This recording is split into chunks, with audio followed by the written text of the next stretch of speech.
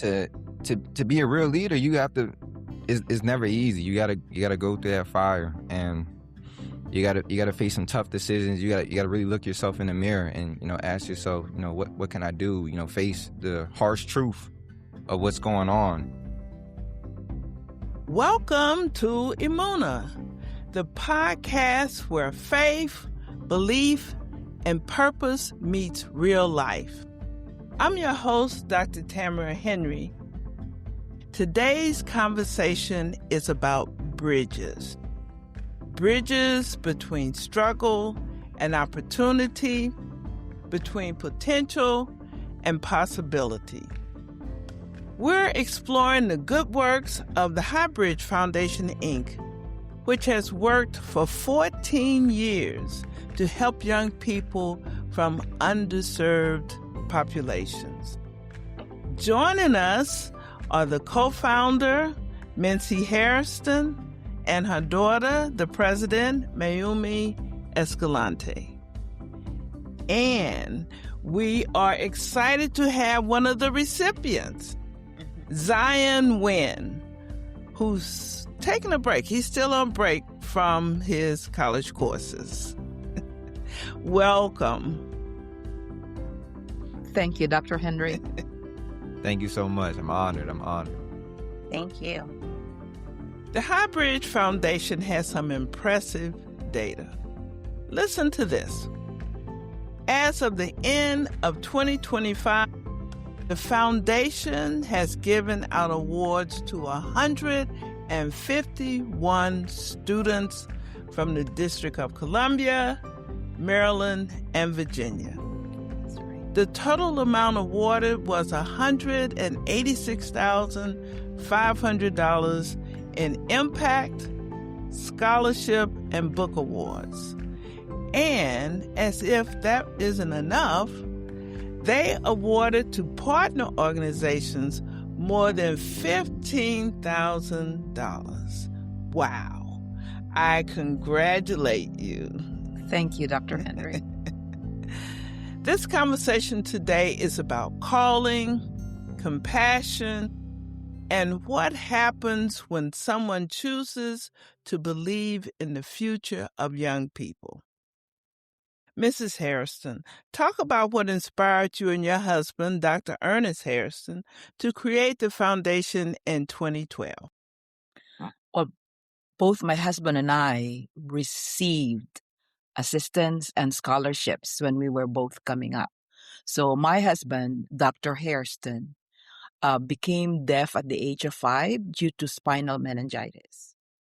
At that time, he was in West Virginia, in segregated situation, and he was sent to school in Romney. So he left home and went to school in Romney, in an all-Black school, because at that time, there were separate schools for Black deaf and white deaf children. So when he was, I think the Board of Education at that time ordered the integration of the schools. So they were forced to integrate the Black school and the white school. And my husband was given a test before he could be placed in a grade. And he tested, of course, high on the whatever test it was administered. And he was placed in a college prep class. And he was, I think, one of 3 students, all from the Black school, that qualified for the college prep class. So long story short, he graduated from high school. And on the way to graduation, his teacher asked him, what would you want to do after graduating from high school? And at that time, Black students were tracked to do trade school. So his dream was to be a barber. In the mining town where his father is a miner, and that was the highest that he could aspire for. And his teacher, who's also deaf, a white deaf man, told them, excuse the expression, HELL, you need to go to Gallaudet University. So, and that started his journey.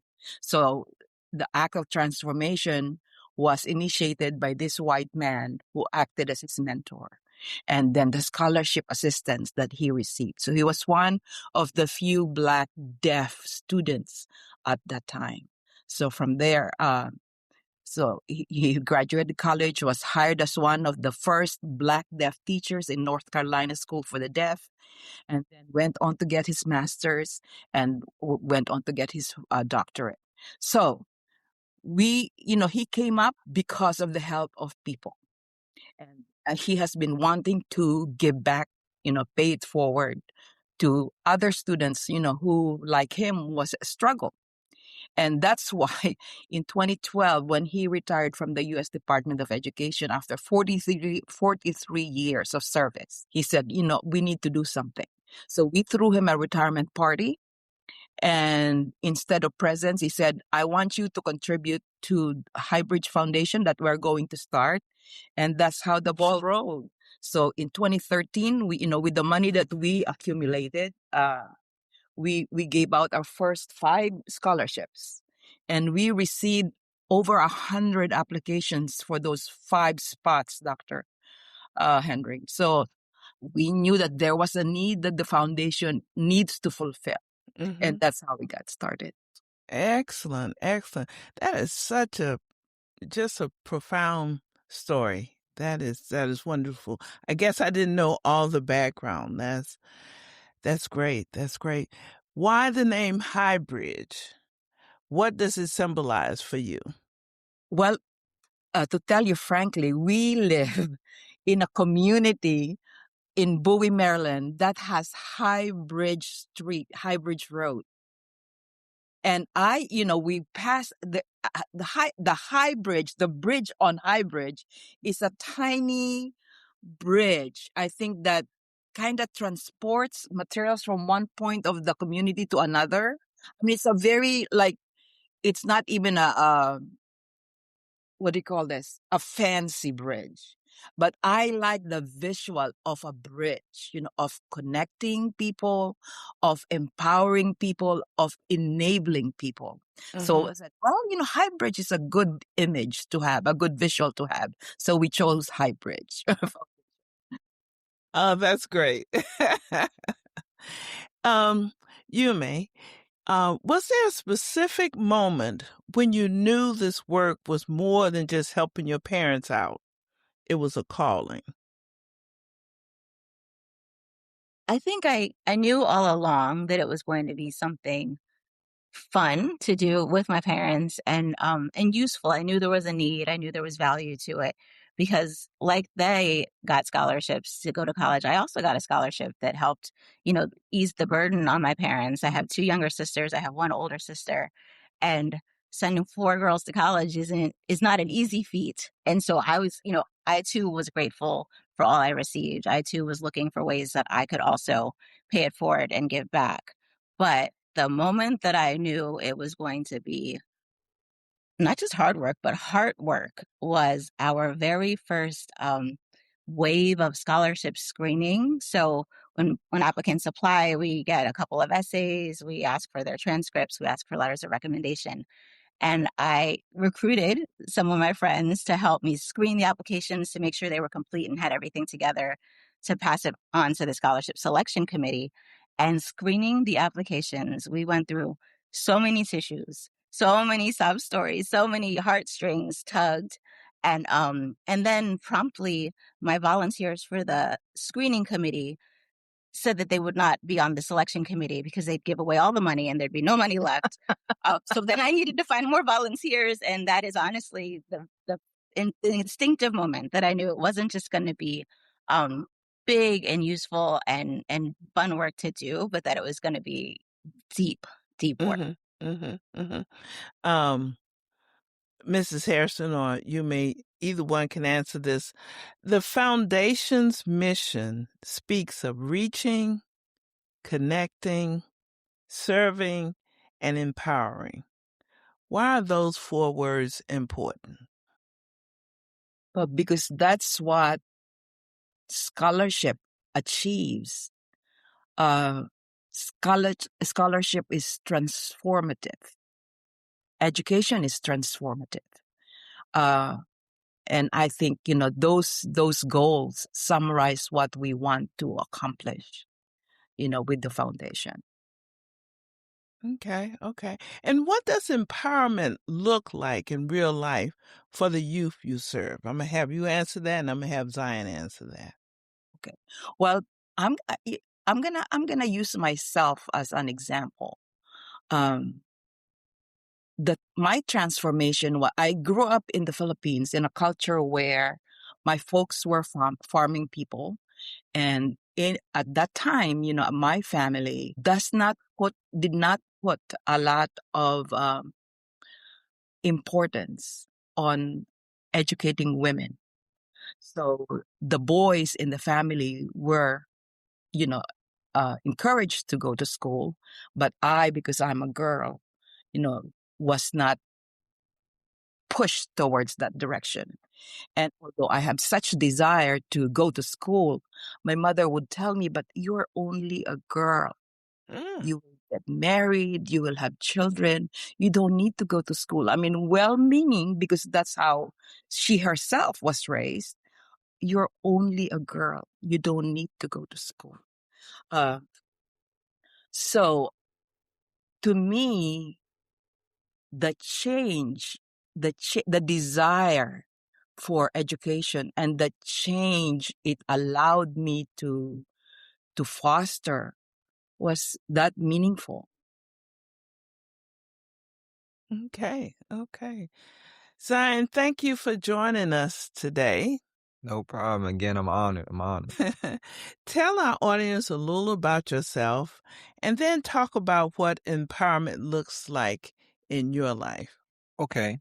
Well, I'm a junior. I attend Penn State University, and I'm majoring in criminology and specialization in computer stat. So that's a little bit about myself.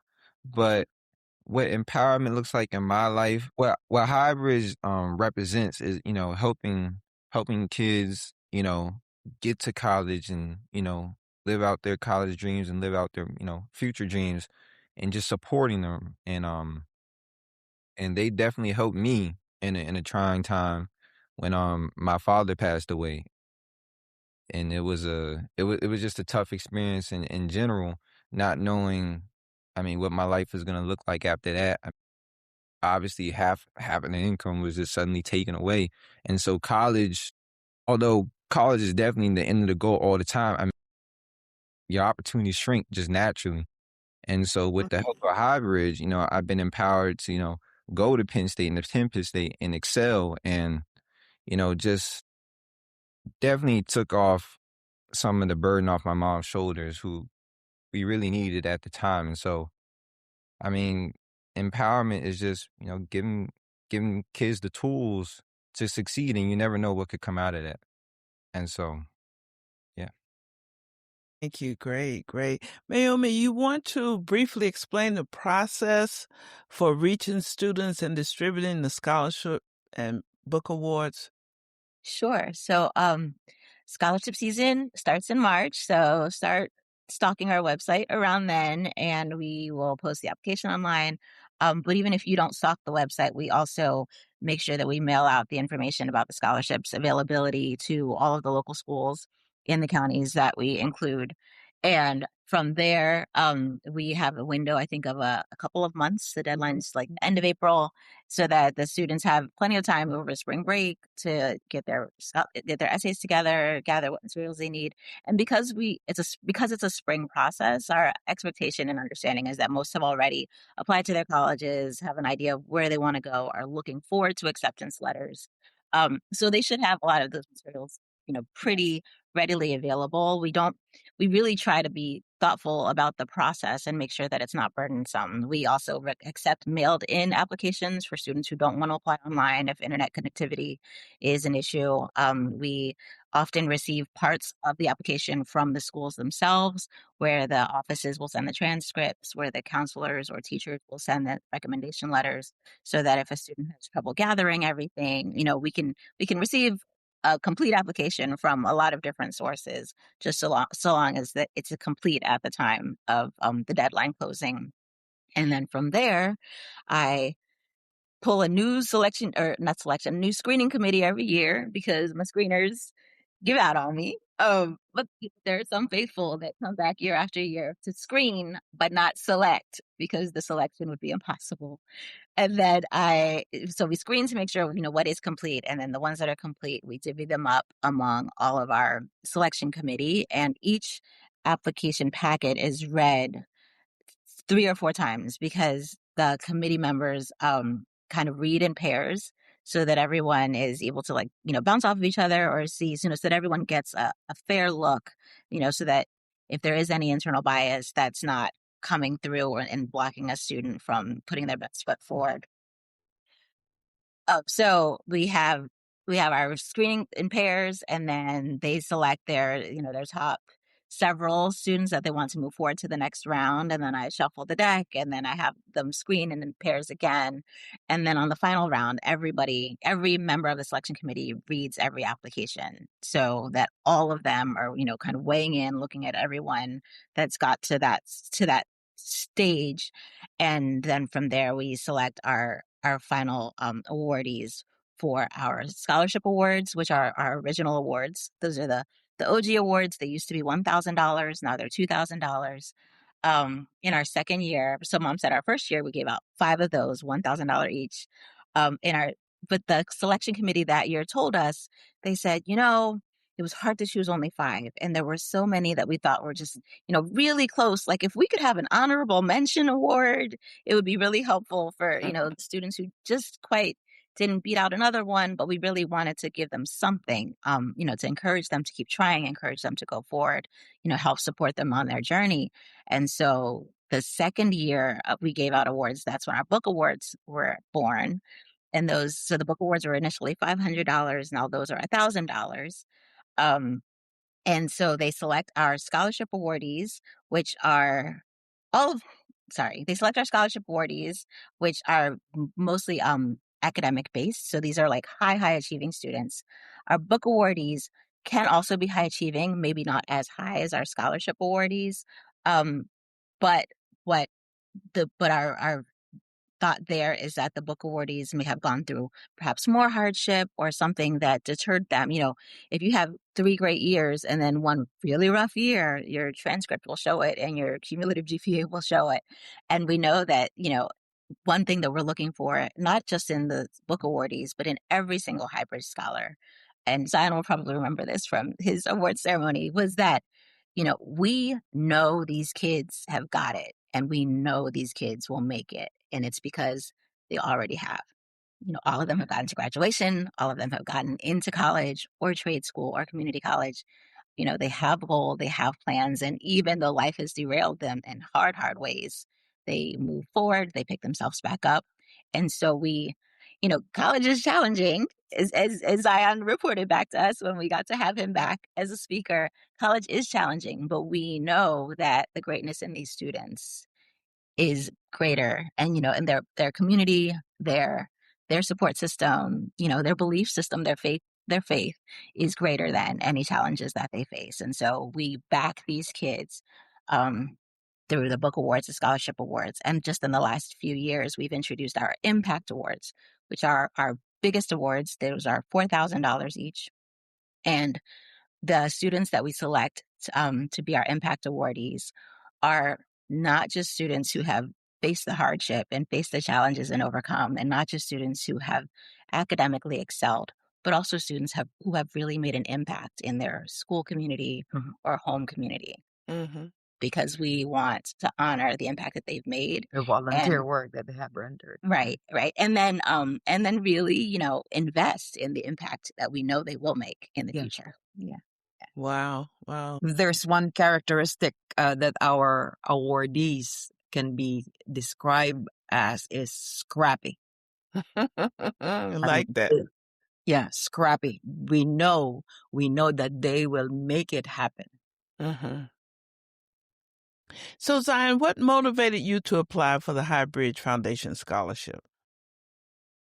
Well, what motivated me? Well, like I said, I was going through a rough time, so any scholarship on the table would have been great. But as they said, resiliency and determination was a big factor, was a big characteristic in their awardees. And so myself, that's how I'm described a lot. Is I have a lot of determination. It's not really easy for me to quit, and so going through the tough time I was going through with my dad passing away, that's a life altering change. I mean, that can tear anybody down in the right circumstances. But I mean, they helped me out. They helped pay for college for me. And even though like she said earlier, first year wasn't the greatest. First year was not the greatest.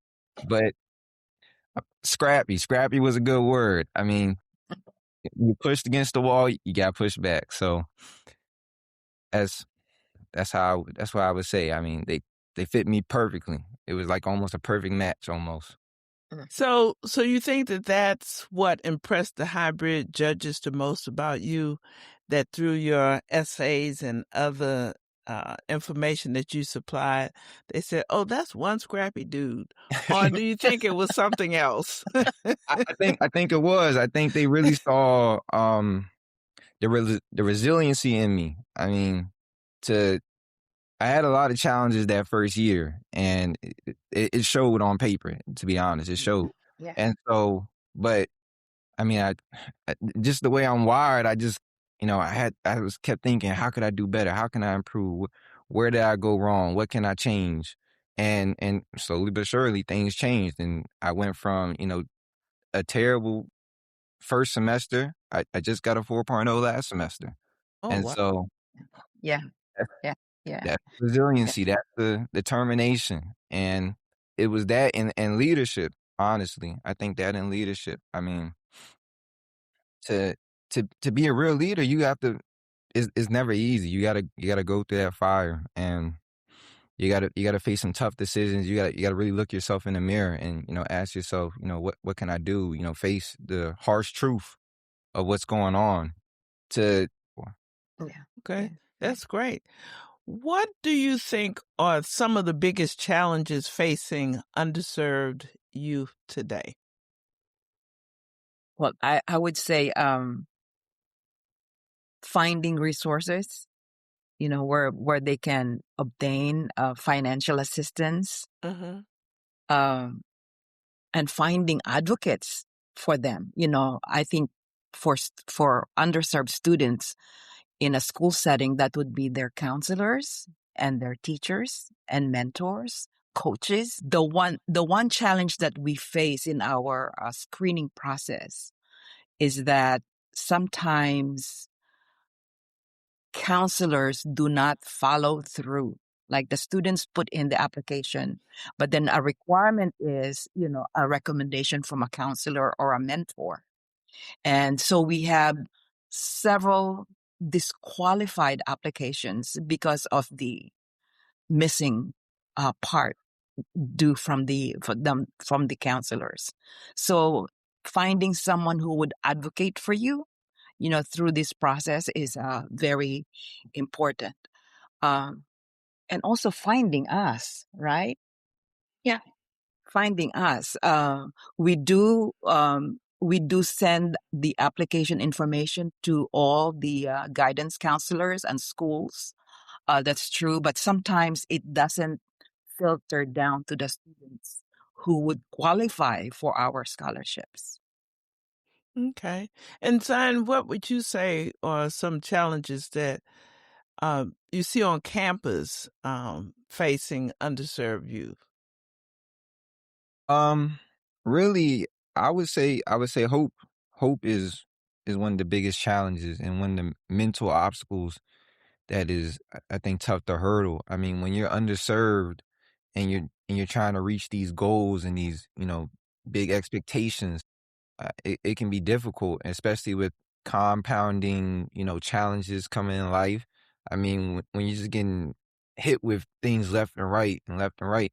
I mean, if you don't see any hope at the end of the tunnel, I mean, it can be difficult on its own. And these are kids with they have all the brain power, they have all they had the smarts, the skills, there was determination. But I mean, let's just be honest. You're getting hit left and right. I mean, that can hurt anybody. And so I really say hope and support. Honestly, hope and support. Just Wow. supporting these kids and through their challenges, opening a door for them where they thought it was closed. I mean, that can make all the difference for real. Wow. Okay. Yumi, how do you sustain this work emotionally? You talk about that first year that you did it, and I mean, it was very emotional. I'm sure it is, It still is it emotional still every is. year. Every year it is. So how do you sustain this work emotionally? Well, I'm really grateful for the group of volunteers that we have, and especially grateful for the volunteers who have introduced us to even more volunteers. Both for our screening committee, for our selection committee, and then in our board of And our board, directors yeah. also. So it helps to do the work with friends, because many hands make light work, and it's so nice to have like-minded people who understand the mission and understand the goals and have the same passion for these youth that that my parents do, that I do. um, and so that's one of the ways, all of those combined help sustain my own efforts. Especially like, when the nights get long and it's crunch time. But another thing is that, I know my kids are watching. My kids understand the process. My kids understand the scholarships. Now that I have a couple in high school, they are telling all their friends so that their friends know to look out for. So we have hybrid ambassadors at Yeah. this point. Yeah. And they come to our award ceremonies every year so that they can meet the scholars themselves and hear their stories. So, knowing that my kids are watching and knowing that the work matters, but really, doing it in the company of like-minded folks. Okay. Yeah, that's true. That's true. And our board of directors, if you would take a look at them, tend to be on the younger side. I mean, they're not people my age. uh, and that is part of the mission too, is to get folks started on this good work, Mhm. earlier in life, instead of waiting when after you retire, to Mhm. dedicate uh, uh, your life, or to this cause. Okay. How can listeners support or get involved in this mission? So they can start by checking us out on our website, highbridgefoundation.org. And they could also check us out on Facebook, That's right? right. And And Instagram. Instagram. That's right. Yeah. So, and both of those are on our website. So if they start on our website, they can get to everything else. Yes. And if they are so interested, we would love their support, either through, we have a link to our PayPal on the website. We also have information about how to make donations through Zelle, if that's an option you use. But even just to spread the word, to let people know that the scholarships exist, to let people know that that we have, that the students have their need, and to let people know that we are open to volunteers. That's right. Whether you want to be an ambassador and spread the word, whether you want to join me on the screening committee or the selection committee, you just can't do both, because I promise you won't want to do both. And then even, volunteers to help us put together our awards brunch every year, because that's a big effort, but a lot of fun and the best time to meet the students and to be rejuvenated and re-inspired. Yeah, and being a cheerleader too. Talk about if you know us, share our work with your network. That would help a lot. And of course, prayers help a lot. Nothing can be accomplished without prayers. So we would appreciate prayers also for our continued success. This past year, we kind of saw the impact on our fundraising with the current state, that we are in. Yeah, the furlough that happened, I think, kind of put dampened, because we focus on the DMV area for our scholarships. It kind of dampened, in terms of donations. So please include us in your prayers that somehow conditions change, and we can recover. I would say, right, because especially because of the furlough, especially because of the current economic uncertainty, donations were low, but the applications were high. The applications were Oh, high. wow. Yes, Okay. yes, yes. Okay. So Zion, what do you say to those who are reluctant to apply? All I gotta ask is why? Why not? Why not? Seriously. I mean, it will open so many more doors and lead you to so many opportunities. I mean, why not? Why not? Okay. And what would you say to someone who wants to help but doesn't know where to start? Where to Just start? follow those instructions that you outlined, or Yeah. anything else?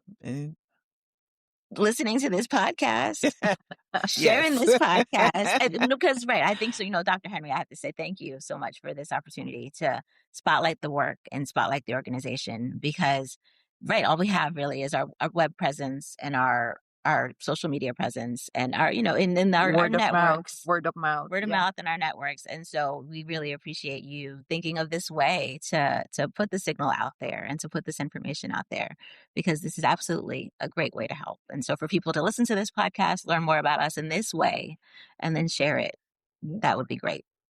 Okay. Anything else you want to add about the foundation, the students, the needs of the group? I can't think of anything else. There was one. Mom, when you were talking about your young board, right? So most of the members of the board are, my age, even younger. I remember we were hosting an event for like board members and volunteers. And she said, well, I think it should be no kids. And I said, why would it be no kids? And she said, well, because, it's an adult event. We're going to have alcohol, we're going to have wine. We'll have beverages. We don't want, kind of kids. And I said, Mom, your board members have kids. If you had an older board and their kids were adults, then you could have an adult only event. But we're young, and you chose us young, because when we talk about connecting and empowering and serving, of course we're thinking about the youth primarily, but this work empowers me. This work helps me empower my kids. So the connections that are happening, Dr. Henry, you talked at the beginning about connecting to opportunity, connecting to possibilities.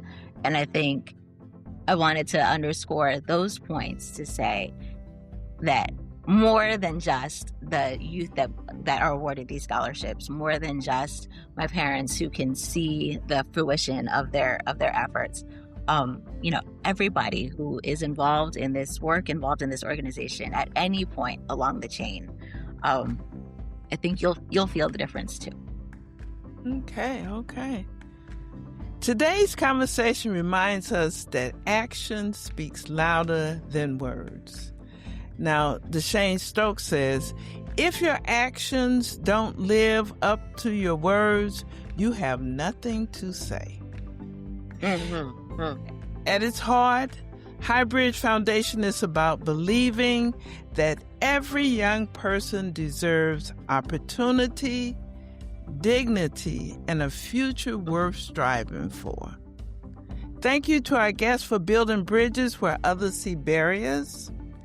And thank you for listening to Emunah, where belief becomes action.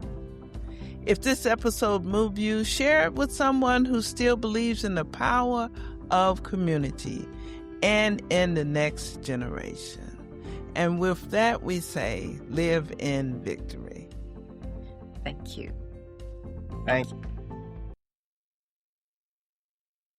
Did you know you could support this show by downloading and becoming a member of the Alive Podcast Network app? You'll experience unlimited access to Black hosted content, and we'll be able to keep bringing you amazing content week after week.